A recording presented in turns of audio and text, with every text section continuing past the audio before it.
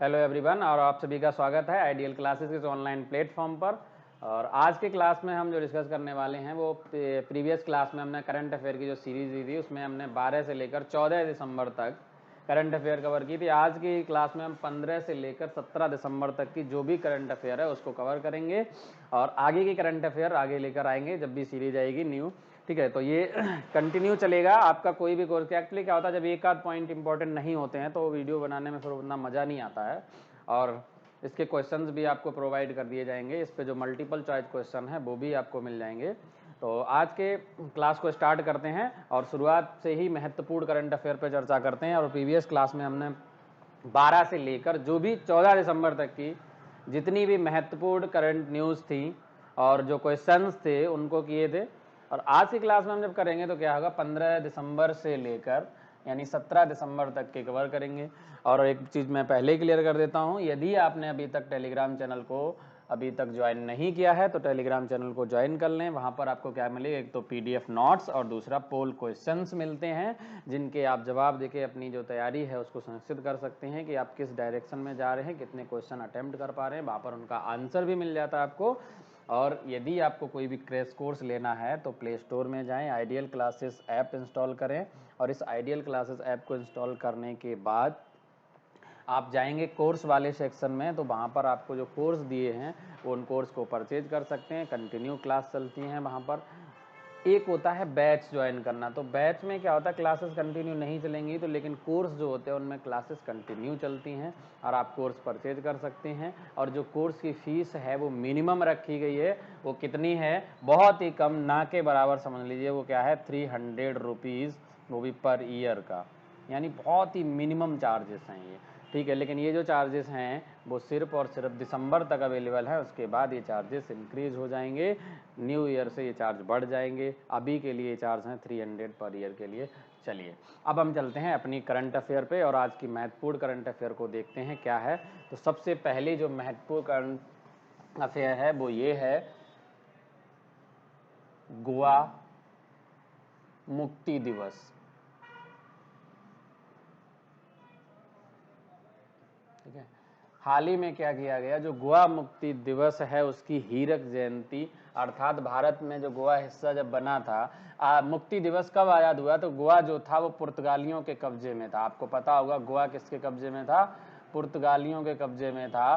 पुर्तगालियों ने गोवा पर अधिग्रहण किया था 1510 ईस्वी में। और 1510 ईस्वी में जब गोवा को कब्जा किया था उसके बाद से लेकर 1961 ईस्वी में ये क्या हुआ था, भारत का हिस्सा बना था।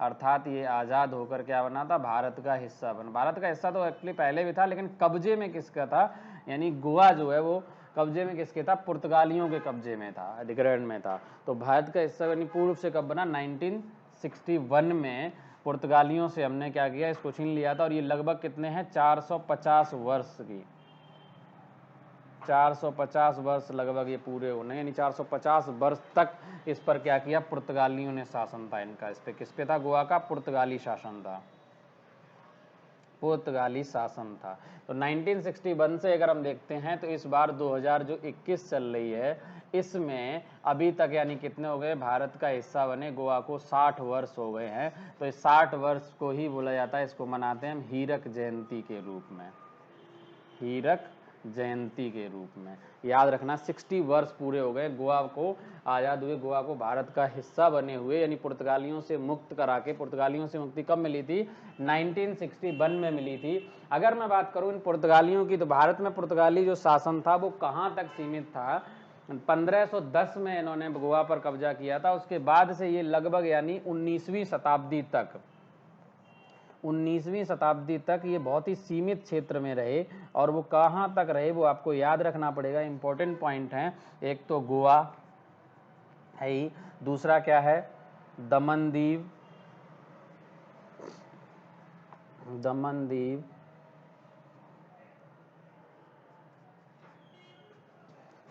दादरा नगर हवेली, और एक है द्वीप पड़ता है गोवा का, अंजे दीवा, वो भी इंपॉर्टेंट है, आप उसको भी लिख सकते हैं, अंजे दीवा। ठीक है, कौन सा द्वीप है, अंजेदिवा। और ये क्या है, ये गोवा का ही हिस्सा है।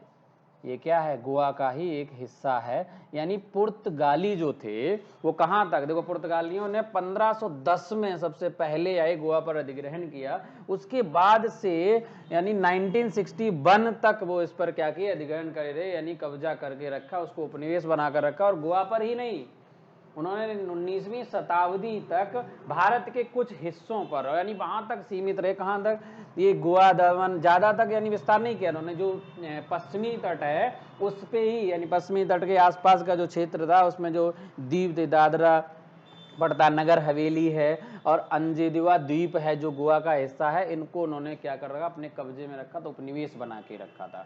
और कब तक बना के रखा है, 1510 से लेकर 1961 तक, लगभग ये 450 वर्ष पूरे हुए। 450 वर्षों तक इसको हिस्सा बना के रखा। अच्छा, गोवा की जब बात की जाए तो गोवा क्या था, जब भारत का हिस्सा तो पहले से ही था, भारत का ही भाग था, लेकिन ये कब्जे किसके था, पुर्तगालियों के। तो गोवा को क्या किया था, जब भारत आजाद हुआ था 1947 में, तभी क्या किया था, गोवा की भारत ने मांग की थी कि गोवा पुर्तगालियों से क्या था कि हमें सौंप दिया जाए, लेकिन उन्होंने इससे इनकार कर दिया था। तब जाके इसको क्या किया गया, अधिग्रहण किया गया। इसके लिए एक ऑपरेशन चलाया गया था, जिसे बोलते हैं सैन्य ऑपरेशन था, ऑपरेशन विजय। इंपॉर्टेंट रहता है, कई बार ऑपरेशन का नाम पूछा जाता, तो आप लिख लेना, गोवा को मुक्ति करने के लिए क्या किया गया था, ऑपरेशन विजय चलाया गया था। ऑपरेशन विजय इंपॉर्टेंट है, याद रखना, पूछा जा सकता है कि गोवा को जब क्या किया गया, आज़ाद कराएगा, मुक्ति करवाया गया पुर्तगालियों से, तो कौन से ऑपरेशन को चलाया गया, तो ये इंपॉर्टेंट है, ऑपरेशन विजय। ऑपरेशन विजय के द्वारा गोवा को पुर्तगालियों से क्या किया गया था, आज़ाद कराया गया, पूछा जा सकता है। और एक क्वेश्चन ये भी आ सकता है, अगर आपसे पूछा जाए, आपके लिए है ऑपरेशन पोलो क्या है और ऑपरेशन सर्च लाइट क्या है, ये आपको बताना है, क्योंकि ये करंट की न्यूज में है। ये दोनों क्वेश्चन आपके लिए हैं, आपको बताना है कि ऑपरेशन पोलो क्या है और ऑपरेशन विजय क्या है। ठीक है, तो यहाँ तक जो पॉइंट हैं इनको नोट करो, फिर उसके बाद गोवा से संबंधित कुछ पॉइंट्स को भी समझते हैं और उनको भी जो एग्जाम में महत्वपूर्ण आएंगे उन सभी पॉइंट्स को भी समझने का प्रयास करेंगे। पहला पॉइंट हमने आपको बता दिया क्या है, पहला इंपॉर्टेंट पॉइंट ये है, एक तो महत्वपूर्ण करंट न्यूज में जैसे हमने बताया, गोवा से संबंधित जो भी पॉइंट थे उनको बता दिया। गोवा से संबंधित जो पॉइंट क्या क्या थे, एक पॉइंट ये है आपके कि गोवा जो है वो क्या था, 1510 में इसे पुर्तगालियों ने अपना क्या बनाया था, उपनिवेश बनाया था। उसके बाद से 1961 तक इसको क्या कर रखा, अपने कब्जे में रखा था। भारत का हिस्सा तो था लेकिन पुर्तगालियों का एक उपनिवेश था। दूसरा, इसको कब पूर्ण रूप से भारत में शामिल किया गया, पुर्तगालियों से इसे मुक्त कराया गया, तो 1961 में कराया गया था, लगभग 450 वर्ष के शासन के बाद। हमने कहा कि गोवा यानी पुर्तगालियों ने भारत के कौन कौन हिस्सों पर कब्जा कर रखा था, तो वो कौन कौन से हिस्से थे, एक था गोवा, दमन द्वीप, दादरा, नगर हवेली एवं अंजेदिवा द्वीप था, जो कहाँ का है, गोवा का ही है। अब बात आती है कि इसको डायरेक्टली पूछा जा सकता है, देखो बहुत पॉइंट्स इंपॉर्टेंट पॉइंट है, ये आपको याद रखना पड़ेगा। पूछा जा सकता है कि ऑपरेशन विजय क्या है, या गोवा को मुक्ति कराने के लिए कौन सा ऑपरेशन चलाया गया था। ऑप्शन हो सकता है ऑपरेशन पोलो, ऑपरेशन विजय, ऑपरेशन सर्च लाइट, या इनमें से कोई नहीं। तो कौन सा ऑपरेशन है, ऑपरेशन विजय है। ठीक है, अभी ऑपरेशन सर्च लाइट चर्चा में है, जिसके तहत क्या किया गया था, जब पूर्वी पाकिस्तान जो बांग्लादेश आ जाता है 1971 में, जो पाकिस्तानी सेना थी उसने ऑपरेशन सर्च लाइट चलाया था, जिसके तहत एक काली मंदिर है उसको ध्वस्त कर दिया था और उसका नवीकरण कराया गया। ये मैंने इसलिए कहा, काली मंदिर को नहीं, और भी बहुत का ध्वस्त किया था, लेकिन हम उसको चर्चा में इसलिए है क्योंकि हाल ही में जो भारत के राष्ट्रपति हैं रामनाथ कोविंद जी, उन्होंने क्या किया कि जो बांग्लादेश के अंदर जो काली मंदिर है उसका क्या किया, उद्घाटन किया। ये इंपॉर्टेंट है, ठीक है, तो ये महत्वपूर्ण है, उसका नवीकरण कराया गया, और वो भी उस देश में जो कि एक मुस्लिम बाहुल्य देश है। ठीक है, तो चलिए अभी उस पर बात करेंगे। तो वो था ऑपरेशन सर्च लाइट, मैंने बता दिया, ऑपरेशन पोलो आपको बताना है, तो ये पॉइंट आपने नोट किए होंगे। अब हम चलते हैं इनसे गोवा से संबंधित कुछ महत्वपूर्ण बिंदुओं पर और देखते हैं कि गोवा क्या है। कई बार पूछा जा सकता है, गोवा की अवस्थिति पूछी जा सकती है कि गोवा भारत में कहाँ स्थित है। ठीक है, तो मैप के थ्रू भी इस पॉइंट को आप समझ लेते हैं। ये तो थी करंट। अब हम जबकि गोवा मुक्त हो चुका है तो गोवा चर्चा में है, उसकी हीरक जयंती मनाई जा रही है। आज भारत को 2021 में 60 वर्ष पूरे हो चुके हैं गोवा को भारत का हिस्सा बने, तो हमारे लिए एक महत्वपूर्ण पॉइंट ये है कि गोवा के बारे में कुछ चीज़ों को जानना। अगर हम बात करें गोवा की, तो गोवा जो है वो कहाँ पर है? गोवा भारत के, पहली पॉइंट इंपॉर्टेंट है, भारत के कहाँ पर है? पश्चिमी तट पर है। ठीक है, इंपॉर्टेंट है, कहाँ पर है? पश्चिमी तट। देखो दो तट हैं, पूर्वी और पश्चिमी। अगर हम इस तरीके से बनाते हैं ऐसे, तो ये जाएगा कुछ इस तरीके से। ये है भारत का मैप।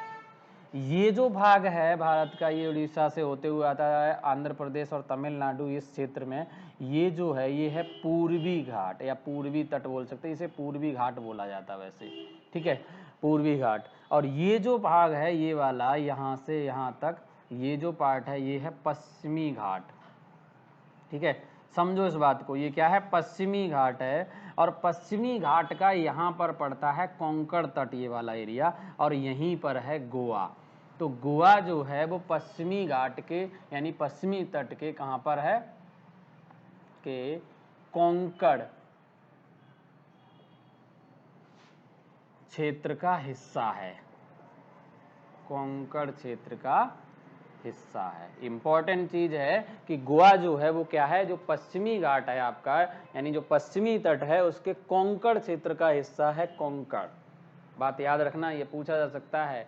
ये तट होते हैं ना अलग अलग टाइप के, उसमें कोंकण तट का हिस्सा है हमारा, यानी गोवा की बात करें। ठीक है, अब अगर बात करें गोवा की आधिकारिक भाषा की, ठीक है, इंपॉर्टेंट है, आधिकारिक भाषा पूछी जा सकती है और ये महत्वपूर्ण भी है और करंट के हिसाब से भी है और आपके पॉलिटी के हिसाब से भी चलेगी। आधिकारिक भाषा, और इसे कब दिया गया था? अब जो आपकी संविधान की 8वीं सूची है उसमें 22 भाषाएं हैं, तो उसमें कब इसे शामिल किया गया था और कौन सी भाषा है? ठीक है, तो अगर इसकी भाषा की बात की जाए, आधिकारिक भाषा इसकी क्या है? कोंकणी है, कोंकणी। अब इंपॉर्टेंट है, कोंकणी को जो 8वीं अनुसूची है उसमें जो 22 भाषाएं हैं उसमें कब शामिल किया गया था? ये महत्वपूर्ण क्वेश्चन बन जाता है। देखो पढ़ना जरूरी है, पढ़ने के साथ साथ आपको ये भी याद रखना, सिर्फ इतना ही जरूरी नहीं है कि आपको सिर्फ गोवा की आधिकारिक भाषा याद है जो कि क्या है? कोंकणी है, लेकिन इसके साथ साथ आपको ये भी पता होना चाहिए कि इसे कब 8वीं अनुसूची में शामिल किया गया। ठीक है, जो 8वीं अनुसूची है उसमें 22 भाषाएं हैं, तो उसमें से कब शामिल किया गया था और किसके साथ किया गया था? याद रखना, इसको किया गया था 71वें संविधान संशोधन, 71वें संविधान संशोधन जो क्या हुआ था? 1992 में हुआ था, इसमें शामिल किया गया था कोंकणी को। और कोंकणी के साथ साथ किसको शामिल किया गया था? तो इंपॉर्टेंट है, याद रखना, इन 22 भाषाओं में मणिपुरी और नेपाली भी थी। इनमें एक कौन थी? मणिपुरी, और दूसरी कौन थी? नेपाली, और तीसरी तो आपको दिख ही रही है कोंकणी। यानी 3 भाषाओं को 8वीं अनुसूची में, जो 22 भाषाएं हैं 8वीं अनुसूची में शामिल किया गया था। 8वीं अनुसूची में शामिल किया गया था। इसमें कितनी भाषाएं हैं वर्तमान में? तो 22 भाषाएं हैं, 22 भाषाएं हैं, याद रखना इस बात को। क्लियर है पॉइंट? तो गोवा से संबंधित ये महत्वपूर्ण पॉइंट है कि एक तो इसकी आधिकारिक भाषा क्या है? कोंकणी है। ये कहाँ पर है? तो ये पश्चिमी जो घाट है या पश्चिमी तट है उसके कौन से कोंकण क्षेत्र में स्थित है गोवा।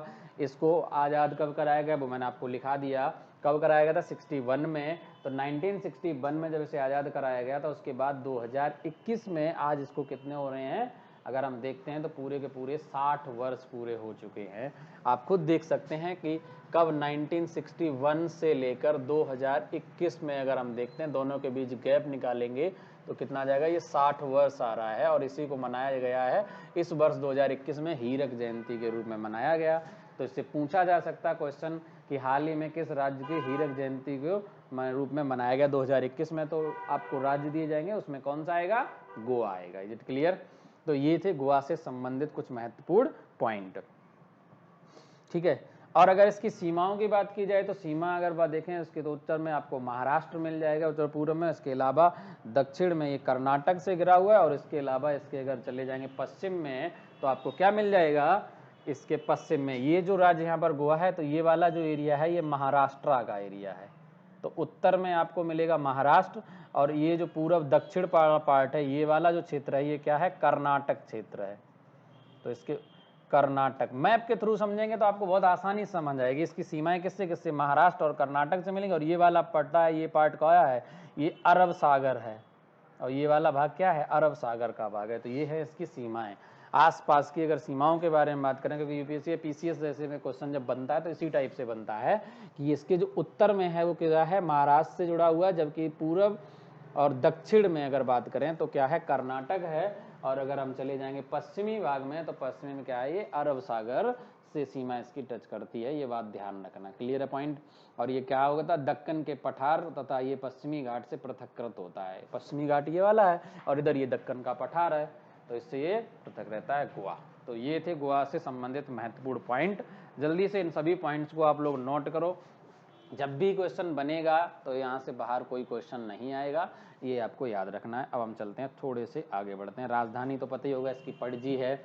और इसमें अगर बात की जाए नेशनल पार्क की तो मोलेम नेशनल पार्क है। इसके अलावा नेत्रावली और महादेई ये 2 वन्यजीव अभयारण्य हैं जो इम्पोर्टेंट हैं, तो ये भी आपको पढ़ लेना। महादेई एवं नेत्रावली वन्य जीव अभयारण्य और मोलेम नेशनल पार्क, ठीक है, ये दोनों ही तीनों पॉइंट इंपॉर्टेंट हैं, आप याद रखना है इसको। चलिए अब हम अगले चलते हैं नेक्स्ट पार्ट पे अपने, ठीक है। तो यहाँ तक आपने कवर किया होगा। ये सभी पॉइंट आप नोट करते हुए चलेंगे, बहुत महत्वपूर्ण है एग्जाम की दृष्टि से, एक एक पॉइंट इंपॉर्टेंट है आपका, ठीक है। और इसीलिए इतनी डिटेल में आपके लिए मेहनत की जा रही है, तो आप इन सभी पॉइंट्स को नोट जरूर करें, ठीक है। अब हम थोड़े से आगे चलते हैं, क्योंकि आज की जो महत्वपूर्ण खबर है उन सभी पे हमें चर्चा करनी है, तो जल्दी जल्दी चलते हैं और समझते हुए चलते हैं, ठीक है। अब हम थोड़ा सा एक बार फिर चल लेते हैं, हाल ही में क्या किया गया, जो रामनाथ कोविंद है, आपको पता होगा रामनाथ कोविंद, ठीक है, श्री भी लगा दी, सम्मानजनक। ये कौन है, भारत के राष्ट्रपति हैं। इन्होंने क्या किया, हाल ही में जो बांग्लादेश है, बांग्लादेश, तो इस बांग्लादेश के अंदर क्या किया गया, एक काली मंदिर है, ठीक है, उस काली मंदिर का क्या किया इन्होंने, उद्घाटन किया है, और उस उद्घाटन समारोह में ये शामिल हुए, ठीक है।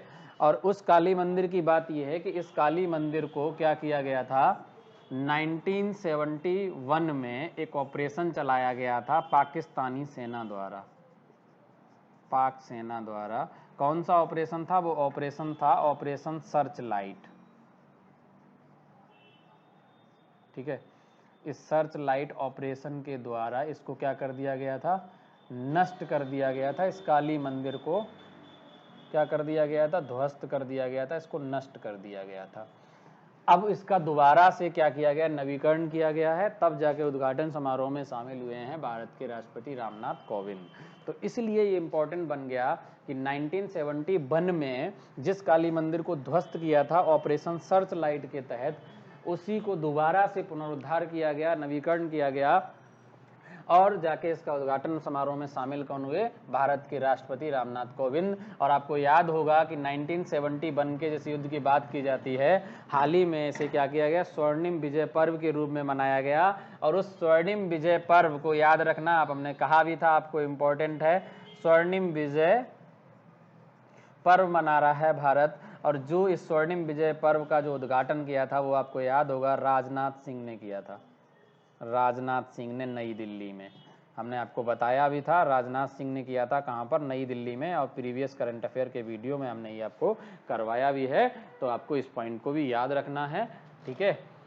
और कितने वर्ष हो रहे हैं, 50 वर्ष। तो 50 वर्ष को हमने क्या मना रहे हैं, स्वर्णिम विजय पर्व के रूप में मना रहे हैं, जिसने भारतीय सेना जब बांग्लादेश को आज़ाद कराया था 1971 में। उस टाइम भारत की प्रधानमंत्री कौन थी, आपके लिए क्वेश्चन है, आपको बताना 1971 में, बहुत सरल सा क्वेश्चन है, जब बांग्लादेश की आज़ादी हुई थी, पूर्वी पाकिस्तान जो है वो पाकिस्तान से छीन लिया गया था, तो उस समय भारत की प्रधानमंत्री कौन थे, यानी कौन थी, ठीक है, जो भी है, मैंने कौन थी बोल दिया तो आप खुद ही समझ गए होंगे। खैर चलिए इतना काफ़ी है, और आगे चलते हैं, अगले पॉइंट्स को समझने का प्रयास करते हैं, ठीक है। ये सभी पॉइंट, एक एक पॉइंट इंपॉर्टेंट है, आपको याद रखना है इन सभी को, और नोट करते हुए चलना है, क्योंकि कब कौन सा क्वेश्चन एग्जाम में आ जाए इसकी कोई भी गारंटी नहीं है।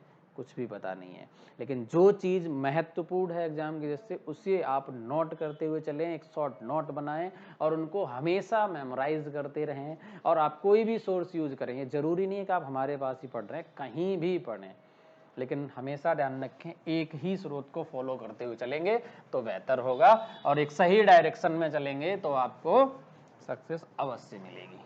चलिए ठीक है, तो अब हम चलते हैं अगले इंपॉर्टेंट पॉइंट पे। और जो चर्चित व्यक्ति, जैसा कि हम बात करते हैं, हमेशा कोई ना कोई न्यूज में रहता ही है।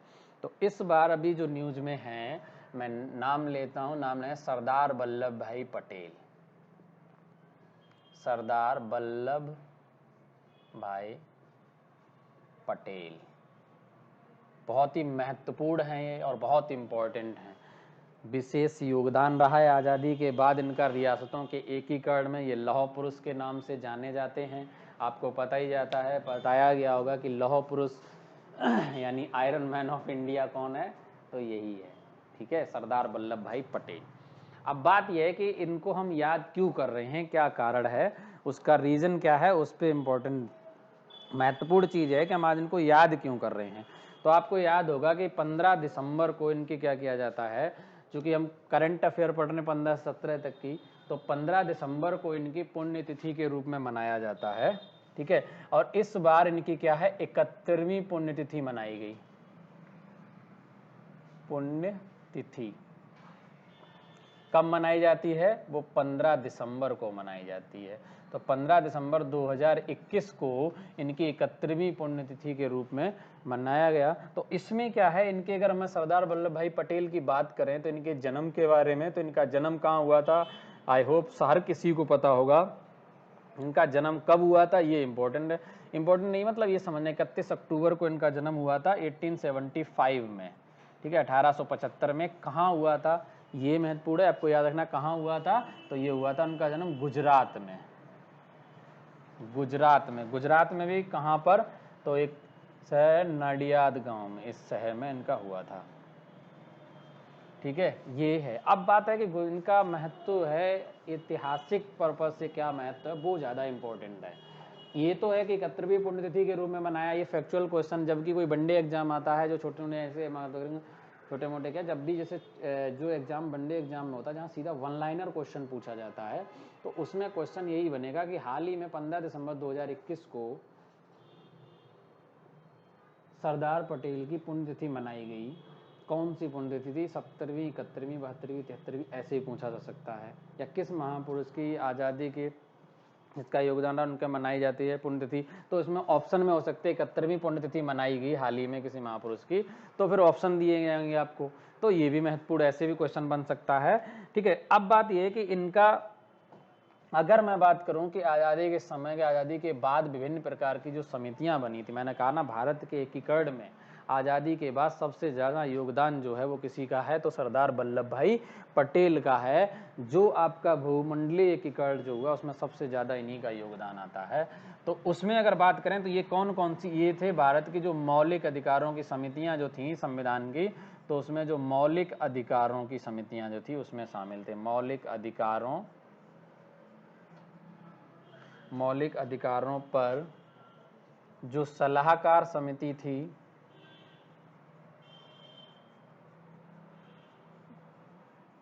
उसके क्या थे, नेतृत्व करता थे अध्यक्ष थे। दूसरी एक समिति थी, इंपॉर्टेंट है, जो अल्पसंख्यकों के मामले थे,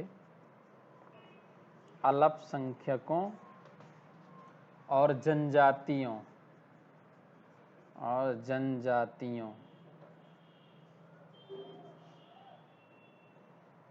पर जो समिति थी, बहिष्कृत समिति जो थी, उसके भी ये नेतृत्व करता थे, अध्यक्ष थे। और एक है प्रांतीय संविधान समिति, प्रांतीय संविधान समिति, इसके भी ये नेतृत्व करता थे, अध्यक्ष थे। यही कारण है प्रांतीय जो संविधान सभा यानी जो प्रांतीय संविधान समिति के अध्यक्ष थे, इसी के आधार पर इन्होंने क्या किया था, जो रियासतें थीं भारत में, लगभग 567 के करीब रियासतें थी, जिसमें से 565 रियासतें, आपको पता होगा, ये इन्होंने क्या किया था, 565 रियासतों को भारत में शामिल करने का जो श्रेय है वो सबसे ज़्यादा इन्हीं को ही जाता है। रियासतों 565 रियासतों को क्या किया, भारत में शामिल किया गया। और भारत में शामिल करने के लिए इन्होंने क्या किया, आपको पता होगा सरदार वल्लभ भाई पटेल की हम बात कर रहे हैं, तो हम क्या करें, जो 565 रियासतें थी उनको ऐसे ही शामिल नहीं किया, इन्होंने सब कुछ अपनाया, साम दाम दंड भेद सब किया इन्होंने। क्या किया, साम दाम दंड एवं भेद, जो भी तरीका हो सकता था, जिसको भी जैसे शामिल किया गया उसको उस तरीके से इन्होंने क्या किया, भारत का हिस्सा बनाया। किसी को राष्ट्रवाद का मतलब पाठ पढ़ा के सिखाया, राष्ट्रवाद समझाकर, तो किसी को क्या किया, धमकी से बनाया, और जब नहीं माने धमकी से भी तो कहीं पे क्या किया गया, ऑपरेशन सैन्य कार्यवाही के द्वारा भी, लेकिन बहरहाल क्या किया गया, लगभग 565 रियासतों को इन्होंने भारत में शामिल कर लिया। कुछ रियासतें ऐसी आई जिसमें जूनागढ़ है, हैदराबाद है ना, और इसके अलावा जम्मू एंड कश्मीर है, इन रियासतों में थोड़ा ज़्यादा प्रॉब्लम आई, तो उनके लिए इन्होंने और तरीके अपनाए। जैसे अभी हमने कहा था ऑपरेशन पोलो, याद है ना, ऑपरेशन पोलो जो है वो संबंधित है हैदराबाद से। जो हैदराबाद की रियासत में जो पुलिस कार्यवाही की गई थी, जिसको शामिल किया, हैदराबाद के निजाम सागरी नहीं हो पाए, सरदार पटेल जी ने बहुत कोशिश की उन्हें मनाने की, सब कुछ की, लेकिन नहीं माने, तो ऑपरेशन चलाया गया, ऑपरेशन पोलो, याद रखना, अब ये हैदराबाद से संबंधित है। क्लियर है बात। और जूनागढ़ को जनमत संग्रह से भारत में शामिल किया गया था, वहाँ की जनता ही उनके खिलाफ कर दी राजा के, और जाके भारत में हिस्सा बनाया था, ये भी इन्हीं का काम था, सरदार पटेल। तो सरदार पटेल जी का बहुत बड़ा योगदान है, ठीक है। और कई बार पूछा जाता है कि इनके कुछ आंदोलन में भी जो हिस्सा में रहे वो कौन कौन से हैं, तो चर्चित आंदोलन रहे, राष्ट्र स्वतंत्रता के जो आंदोलन चलाए, उन आंदोलन में भी इन्होंने भाग लिया। तो वो कौन कौन से आंदोलन हैं, दो महत्वपूर्ण आंदोलन हैं उनके, एक है खेड़ा आंदोलन, ठीक है, एक तो क्या है, खेड़ा सत्याग्रह वर्ड देते हैं, गांधी जी को समय में मैंने बताया था, आपको पढ़ाया भी है, यूट्यूब पर क्लास भी है, कि खेड़ा सत्याग्रह। तो खेड़ा सत्याग्रह कब हुआ था, 1918 में, ठीक है। और दूसरा है बारदौली सत्याग्रह, बारदौली सत्याग्रह। तो बारदौली सत्याग्रह ये कब हुआ था, 1928 में। और आपको याद होगा इसी बारदौली की जो महिलाएं थीं उन्होंने क्या किया था, आपको पूछा जा सकता है कि जो सरदार है ये वल्लभ भाई पटेल को सरदार की उपाधि कब दी गई थी और किसने दी थी। तो जो बारदौली थी, बारदौली सत्याग्रह के टाइम बारदौली की महिलाओं ने वल्लभ भाई पटेल को सरदार की उपाधि दी थी। क्लियर है बात, इंपॉर्टेंट चीज है। अगर आपसे पूछा जाए कि भाई सरदार जो पटेल जी थे यानी वल्लभ भाई पटेल हैं, उनको सरदार की उपाधि कब दी गई थी, तो यहाँ पर जो बारदौली सत्याग्रह हुआ था, तो बारदौली की जो महिलाएं थीं उन्हीं महिलाओं ने क्या किया गया था, इन्हें क्या किया था, सरदार की उपाधि दी थी, सरदार की उपाधि, सरदार के नाम से उन्हें संबोधित किया था, ठीक है। तो सरदार की उपाधि कब दी थी, बारदौली की महिलाओं ने दी थी, बारदौली सत्याग्रह के टाइम दी थी। और ये महत्वपूर्ण पॉइंट है, ये है। इसके अलावा अभी बहुत कुछ है पढ़ना इनके बारे में, क्योंकि ऐसा नहीं कि इतने पॉइंट से खत्म होने वाला पॉइंट है, ऐसा नहीं, अभी बहुत योगदान है। लेकिन करंट की जब हम बात करेंगे तो करंट में क्या इंपॉर्टेंट है, इनकी 71वीं पुण्यतिथि मनाई गई। और इम्पोर्टेंट चीज़ एक ये भी आती है कि हाल ही में आपको पता होगा, अभी पिछले याद है ना कि जो मैं कह रहा था क्या नाम, गुजरात के अंदर जो बनाई गई क्या नाम, स्टैचू ऑफ यूनिटी, ठीक है। और उस स्टैचू ऑफ यूनिटी को जो है वो विश्व की सबसे ऊंची जो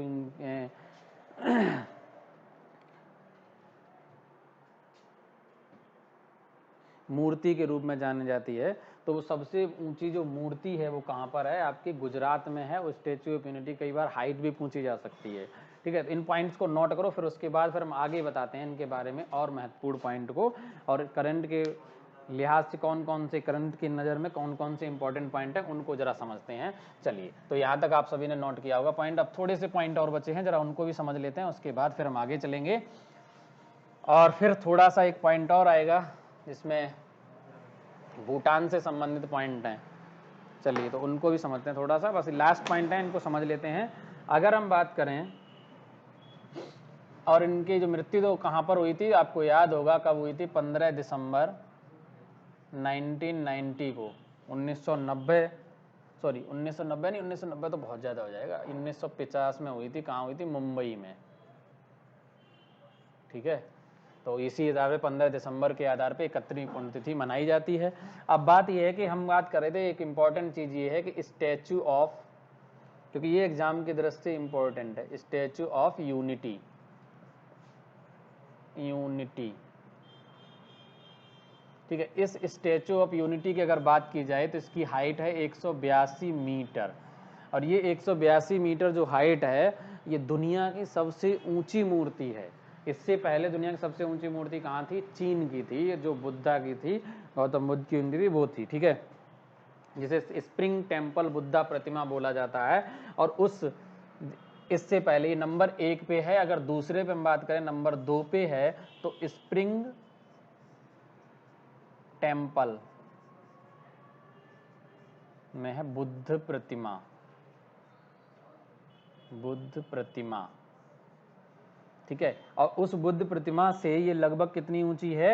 ये उससे 23 मीटर ऊंची है, 23 मीटर अधिक है, ठीक है। इसका मतलब साफ है कि उससे ये इसमें से 23 मीटर कम कर दो तो ये निकल के आ जाएगी आपकी कितनी मीटर है? 159 के करीब आएगी, यानी 159 मीटर जो है वो क्या है आपकी? चीन में। और ये है कहाँ पर? इंपॉर्टेंट है, कहाँ पर है? चीन में है। और आपको याद होगा जो अमेरिका के अंदर आती है, यूएसए में आती है, कौन सी आपको पता है? स्टैचू ऑफ लिबर्टी, उससे 93 मीटर अधिक है, यानी लगभग 2 गुनी है, ठीक है। स्टैचू ऑफ तीसरे नंबर पे कौन आती है? स्टैचू ऑफ लिबर्टी,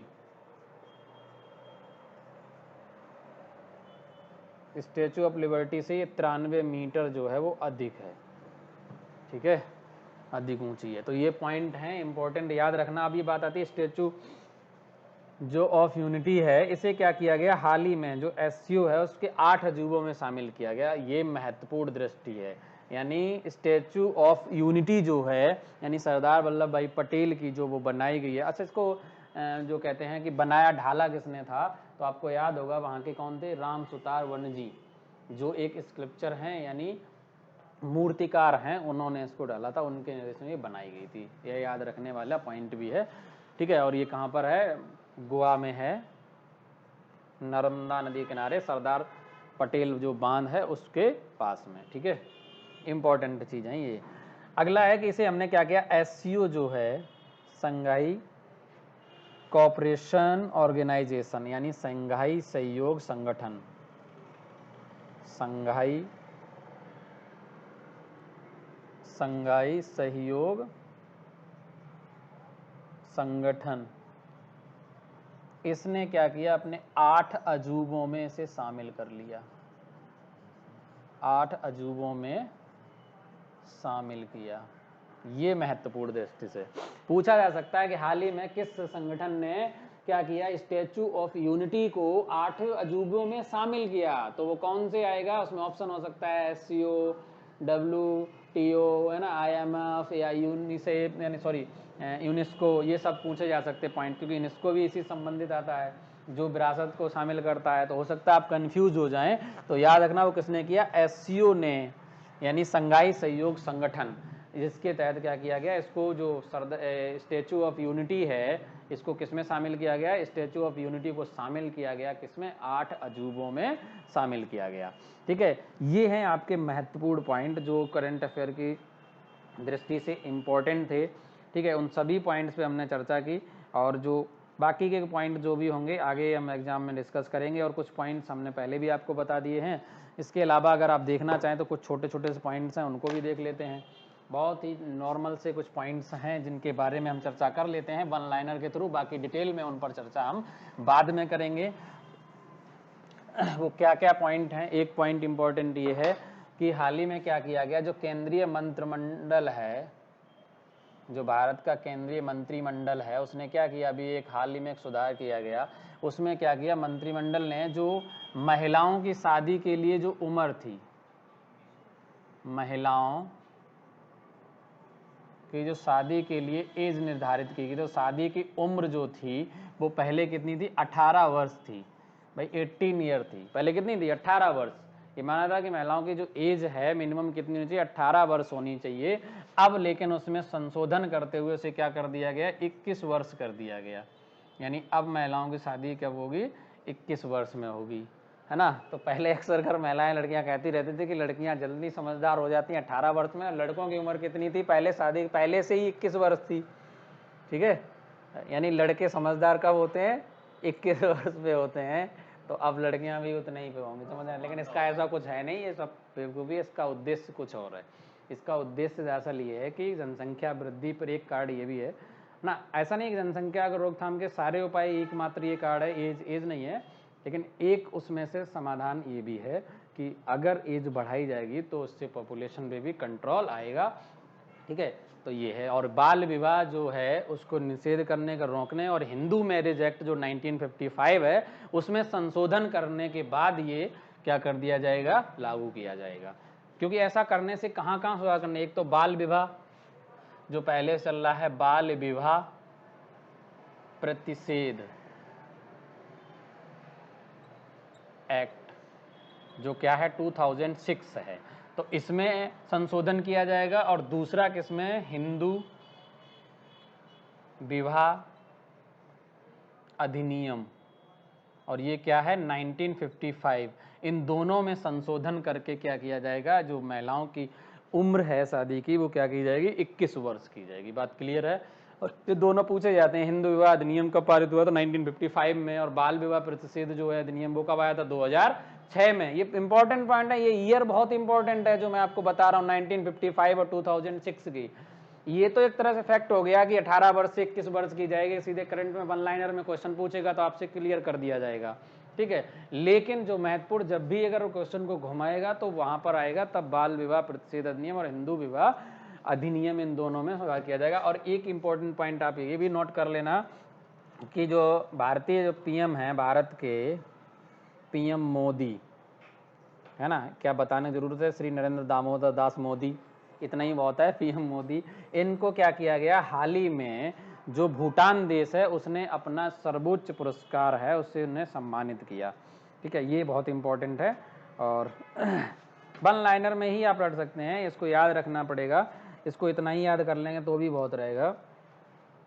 इन्होंने क्या किया, जो भूटान है, भूटान है ना, भूटान ने अपना जो सर्वोच्च सम्मान है वो उस सम्मान से क्या किया, प्रधानमंत्री मोदी जी को सम्मानित किया।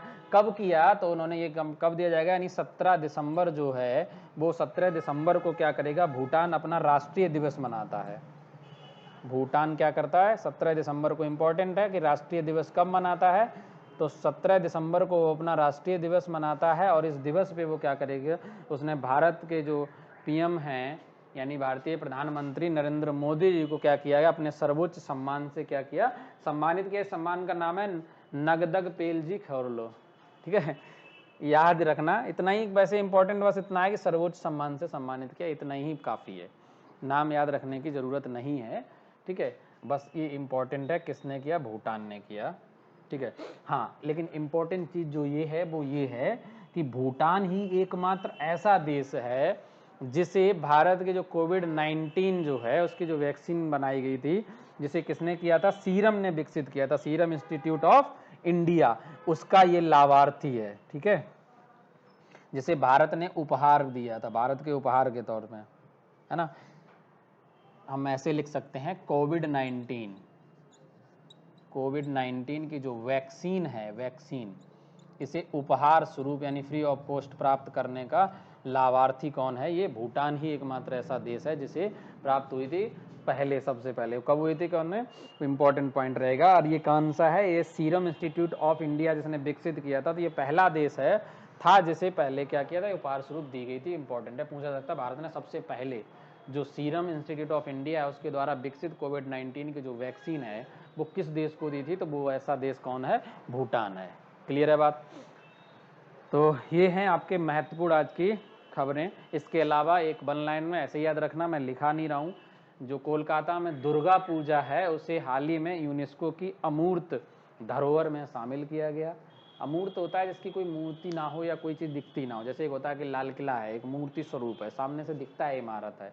दुर्गा पूजा जो है वो कैसी, अमूर्त है।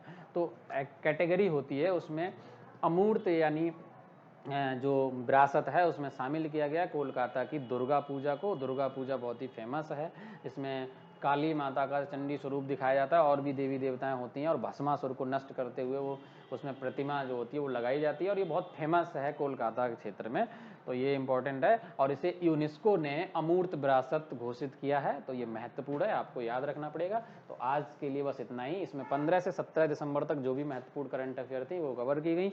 आगे की क्लास में इससे संबंधित जो भी अगर पॉइंट छूट रहे होंगे तो वो हम जब मल्टीपल चॉइस क्वेश्चन करेंगे साप्ताहिक में, तो उसमें सारे के सारे पॉइंट को कवर कर लेंगे। तो आज की क्लास में बस इतना ही। आगे के लिए देखते रहिए, चैनल को सब्सक्राइब करें, आइडियल क्लासेस के चैनल को सब्सक्राइब कर लें, वरना आप मिस कर सकते हैं आने वाले नोटिफिकेशन को, जो भी महत्वपूर्ण करंट अफेयर के नोटिफिकेशन आएंगे। और अभी तक अगर आपने आइडियल क्लासेस का ऐप नहीं डाउनलोड किया है तो प्ले स्टोर में जाओ, आज ही डाउनलोड करो। Okay, bye bye, have a nice day, and अगर रात में देख रहे हो तो गुड नाइट।